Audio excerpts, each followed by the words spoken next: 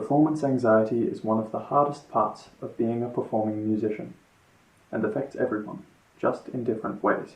Stage fright, as it is otherwise known, is a reaction within the body to a physical or mental stressor, and has a wide range of physiological effects.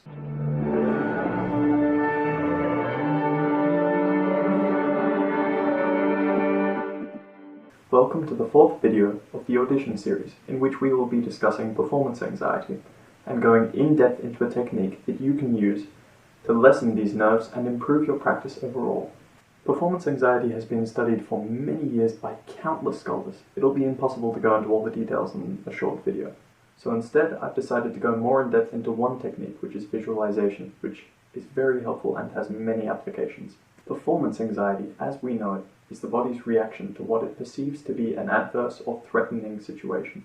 I'll take a brief moment to go through what that means in terms of what the body's reaction is and how this can negatively impact your performance. When your body recognizes a significant stressor, your sympathetic nervous system will identify the need for protection from this threat. This in turn signals a lot of different systems of the body and releases a cascade of hormones, all designed to either enhance your ability to fight or to run away. Some of the effects are: the blood flow to your muscles is increased, whilst the blood flow to non-essential parts and functions is decreased. Your heart will pump blood faster, and your body will draw blood away from extremities and give more to the main organs such as the heart or lungs. This means that you might experience things such as excess tension, sweating, overheating, heightened heartbeat, cold and clammy hands, or even difficulty breathing. Now, the reason I listed all of these isn't to freak you out, it's because the first step of working through performance anxiety is knowing what will happen. As humans, it's natural to fear the unexpected, but once we know more about something, we can find ways to combat it.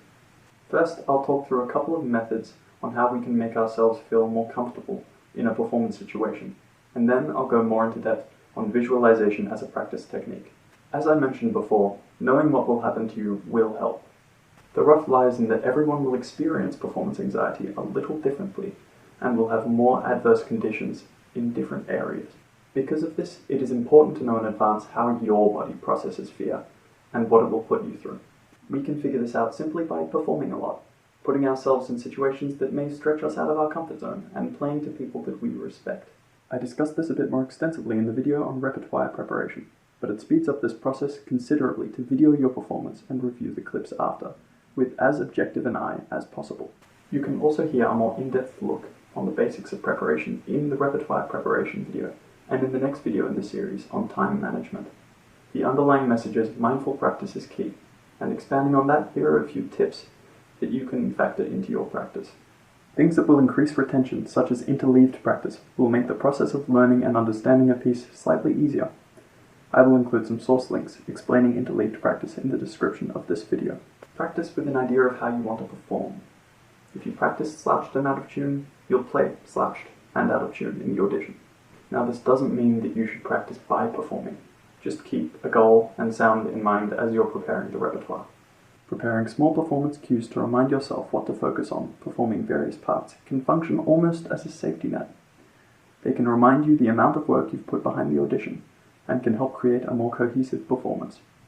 For the most part, I will be discussing the applications of visualization in the practice room and in preparation for auditions, specifically in relation to performance anxiety.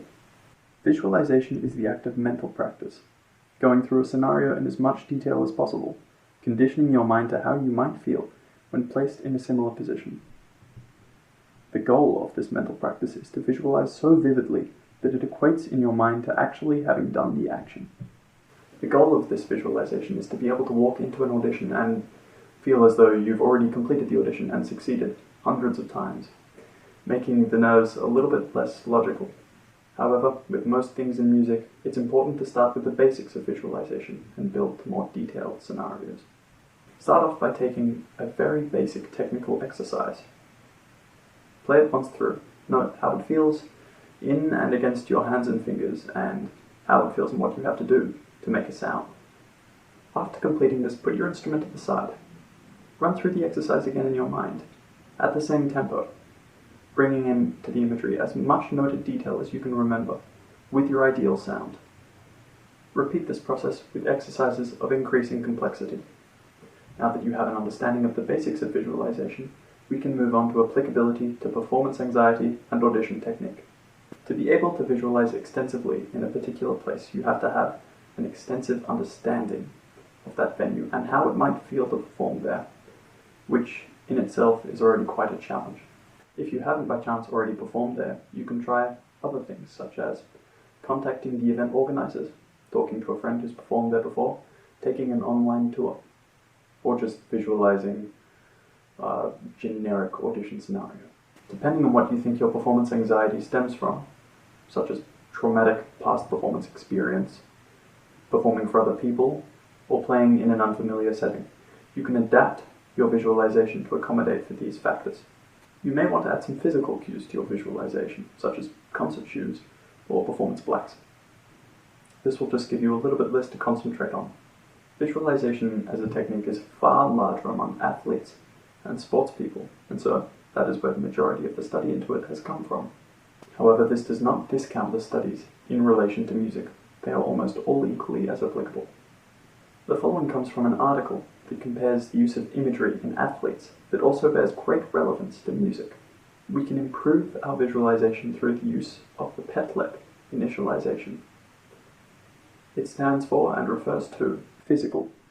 The imagery that you create for yourself should be as close as possible to the function you are undertaking when performing the visualized action. Environmental. Your environment should reflect the surroundings you expect in the audition, including background noises, smells, placement of the panel, etc. Task. The task itself, removed from the physical sensations, should be closely matched to the task undergone in the audition process. To separate the aspects more clearly, the task is what you're trying to achieve, and the physical is the specific movements you undergo to achieve this. Timing. Research and studies done with fMRI suggest that visualizing the movements for an action distinctly activates the same areas of the brain used to complete this action. Given this, it is important to perform the task in the visualization at the same speed you would in the audition, or in practice. Learning. This part refers to visualizing the piece as it is in your current stage of learning, and being able to adapt your visualization as your knowledge of the repertoire increases. Emotional. One should not only recreate the task, but the emotions and feelings that we might have during the scenario. Perspective. This element relates to how we view the visualization, whether we are in the first person or removed from ourselves and watching the performance in the third person. In the case of auditions and practice, first person will be most useful, but keep in mind third person can be utilized to focus on technique and performance technique, such as posture. This PETLEP model goes quite in depth, and is therefore difficult to understand and to utilize, but it will take your visualization to the next level and aid in your ability to face adverse situations such as big auditions. Performance anxiety is very difficult to overcome, and when left uncombated, can become completely debilitating for some. I hope that this video has discussed some helpful solutions for you and made auditioning an easier reality. Also linked are videos discussing what will happen on the day and how to prepare repertoire. Thanks for watching, and if you like the video, please click the like button and subscribe.